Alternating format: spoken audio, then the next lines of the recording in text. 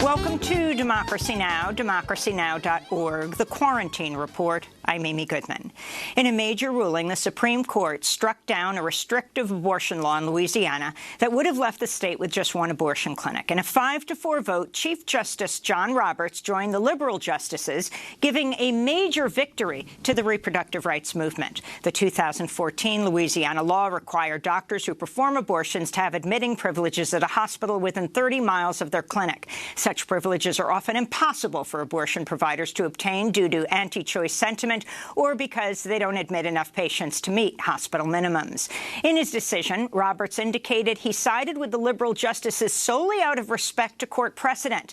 In 2016, the Supreme Court struck down a near-identical law in Texas. In that case, Roberts dissented. We'll have more on the ruling after headlines. In other Supreme Court news, the justices cleared the way for the Justice Department to carry out the first federal execution since 2003. The Supreme Court also backed President Trump's power to unilaterally fire the head of the Consumer Financial Protection Bureau, and the Supreme Court upheld a law requiring foreign affiliates of U.S. organizations to explicitly oppose prostitution in order to qualify for U.S. foreign aid to fight HIV and AIDS. Public health advocates criticize the ruling, saying it'll make it harder for sex workers to get crucial support to prevent the spread of HIV.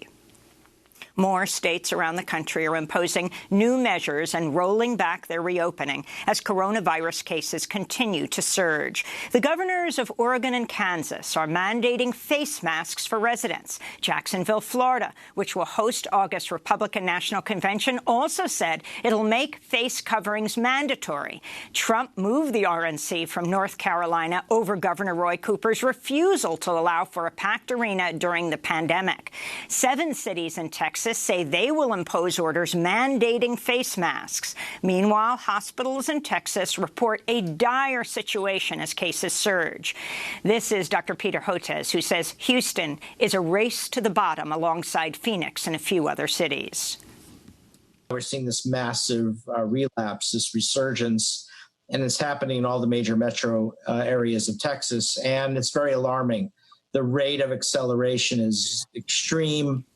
A major hospital system in Houston reportedly stopped disclosing COVID-19 data after its ICU capacity hit 100% and following conversations with Texas Governor Greg Abbott in which he expressed concern over negative headlines. In other news from Texas, 3 Congress members, Joaquin Castro, Henry Cuellar, and Sylvia Garcia, were potentially exposed to the coronavirus after coming into contact with an ICE worker last week at an immigrant prison in Dilley, Texas, who later tested positive.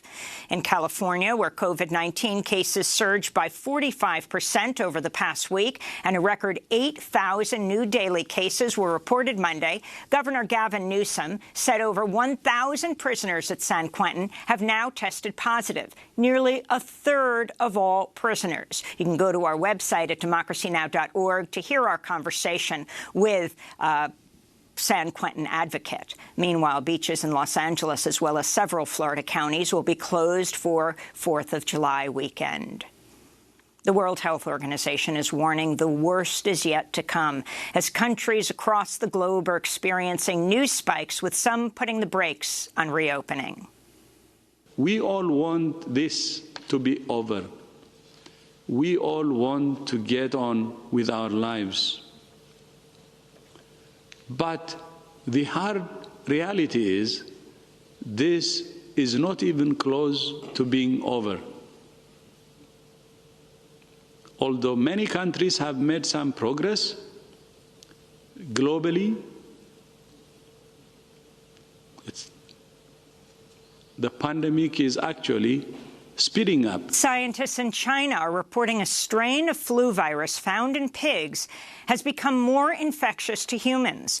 In a new study, the scientists warn the virus has the potential to become a pandemic virus, but other scientists have downplayed the risk posed by the virus, which has been circulating for 5 years. In Minneapolis, 3 of the 4 police officers who are charged in the killing of George Floyd appeared in court Monday, where a judge scheduled a tentative March date for their trial. Derek Chauvin, who kneeled on Floyd's neck until he stopped breathing and died, appeared remotely from prison. Outside the courthouse, George Floyd's aunt, Angela Harrelson, spoke to reporters. Going through the process is frustrating and hoping for justice, because we don't know. So I think my nephew case is going to be a fight. This is going to be a heavy fight. Last week, 8 correction officers of color at the Ramsey County Jail, where Chauvin was first held, filed discrimination charges with the Minnesota Department of Human Rights after all guards of color were barred from the floor where Chauvin was initially booked. They also allege Chauvin was given special treatment during his stay at the jail. In Wisconsin, the Madison School Board voted unanimously to end its contract with the Madison Police Department Monday. In Louisville, Kentucky, police arrested peaceful protesters demanding justice for Breonna Taylor. Demonstrators hung a banner on a bridge with a drawing of Breonna Taylor and the words, "The revolution is now." Breonna Taylor was killed by police in March. In Seattle, a shooting at the Capitol Hill occupation protest, or CHOP, killed a 16-year-old and critically injured a 14-year-old boy Monday. It was the 5th shooting in the area and the 2nd fatal one. Seattle Mayor Jenny Durkan and the Seattle police chief have said protesters should leave the area and the police would move back into the precinct, though a timeline has yet to be announced. More online platforms are clamping down on Trump-related and other content they say violates hate speech policies. Twitch, a video streaming service owned by Amazon, suspended Trump's channel for hateful conduct Monday. The videos that triggered the suspension were the 2016 rally in which Trump referred to Mexicans as rapists, as well as video of his June 20th Tulsa rally in which he evoked the same racist image using the term tough hombre. YouTube banned several popular white supremacist channels, including ones belonging to Ku Klux Klan leader David Duke and alt-right leader Richard Spencer. Meanwhile, Reddit banned its largest community of Trump supporters for breaking rules on harassment and targeting of users. The subreddit called The Donald has around 800,000 users and posts memes, videos, and other content about the president. Reddit also banned around 2,000 other, mostly inactive communities.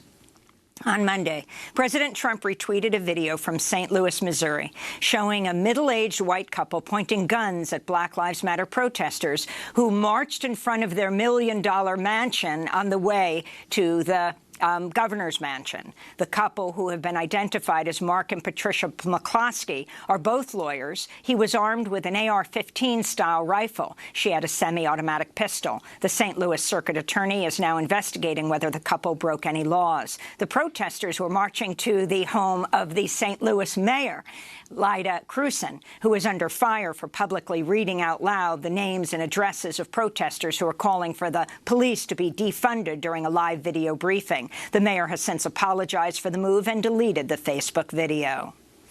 The nation's oldest Latino civil rights organization, LULAC, is calling for a congressional investigation into the disappearance of a 20-year-old female soldier stationed at Fort Hood in Texas. Vanessa Guillen was last seen at the base on April 22nd. Her family claims Guillen had told them of being sexually harassed by one of her sergeants at the base prior to her disappearance. Earlier this week, the Army announced it now believes foul play was involved in her disappearance. LULAC is now urging Latino women not to enlist in the Army until the case is closed. Chinese President Xi Jinping has signed a controversial new security law which gives China sweeping powers over Hong Kong. The text of the bill has yet to be made accessible to the public, but reports say it criminalizes secession, subversion against the central government, and collusion with foreign forces. Critics say the legislation effectively criminalizes free speech and protests and erases any autonomy Hong Kong once held. The bill's signing comes nearly 1 year after pro-democracy protesters stormed and occupied the Hong Kong legislature as part of a mass uprising to preserve Hong Kong's autonomy, which brought millions into the streets.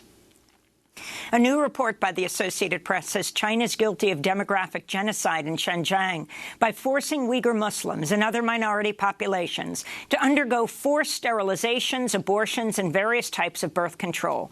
The report alleges Chinese officials force imprisoned Uyghurs to submit to IUDs and shots which prevent pregnancy, raid homes, and imprison people with 3 or more children, and threaten imprisonment to coerce people into submitting to population control measures. Birth rates fell by 1/4 last year in Xinjiang. Iran has issued an arrest warrant for President Trump and over 30 others for assassinating General Qasem Soleimani in January at the Baghdad International Airport. Iran asked Interpol to help detain Trump, but the international organization rejected Iran's request. On Monday, the U.S. dismissed the news of arrest warrants as propaganda stunt. Following the January attack, U.S. lawmakers passed a resolution limiting Trump's authority to attack Iran without congressional approval. 4 progressive Democratic Congress members are reportedly spearheading an effort to condition U.S. military assistance to Israel over its planned illegal annexation of the occupied West Bank. In a letter addressed to Secretary of State Mike Pompeo, Congress members Alexandria Ocasio-Cortez, Pramila Jayapal, Betty McCollum, and Rashida Tlaib quote the UN Special Rapporteur for Human Rights in Palestine, writing the annexation would, quote, crystallize a 21st century apartheid, leaving in its wake the demise of the Palestinians' right to self-determination. In Afghanistan, at least 23 civilians were killed and scores injured after 4 rockets ripped through a market in Helmand province Monday. The Afghan government and Taliban officials both blamed each other for the attacks, as the warring parties are reportedly set to start peace talks soon. Back in the United States, in Sacramento, California, the man known as the Golden State Killer has pleaded guilty to nearly 50 sexual assaults and over a dozen murders going back to the 70s. Joseph James DeAngelo, Jr., who worked as a police officer during that time, dodged arrest for 4 decades before being apprehended in 2018. The 74-year-old admitted to the crimes Monday in court as part of a plea deal. This is Santa Barbara District Attorney Joyce Dudley speaking about the significance of the admission of guilt to DeAngelo's victims. I hope that that is a catalyst to spark the beginning of their healing process. I know many of them rightfully believed that this day would never come. But today did come. And in sports news, the Negro National League is celebrating its 100th anniversary. It was formed in 1920 in response to the exclusion of black players in Major League Baseball. Some of baseball's greatest stars and pioneers, including Jackie Robinson, Willie Mays, Ernie Banks, and Roy Campanella, played for the Negro Leagues before the MLB allowed any black players to join in 1947. This is Baseball Hall of Famer Hank Aaron. Aaron was signed with the Negro Leagues Indianapolis Clowns in 1951 when he was just 17 years old. He then played in the major leagues for over 20 years, famously breaking Babe Ruth's home run record. I got my start in the Negro League, and I will be forever grateful. Thank you. Congratulations. That was Baseball Hall of Famer Hank Aaron tipping his cap as part of the Tip of the Cap campaign honoring pioneering black baseball players. And those are some of the headlines. This is Democracy Now!, democracynow.org, the Quarantine Report. I'm Amy Goodman in New York with co-host Juan Gonzalez, who's joining us from his home in New Brunswick, New Jersey. Hi, Juan. Hi, Amy, and welcome to all of our listeners and viewers across the country and around the world. Well, we're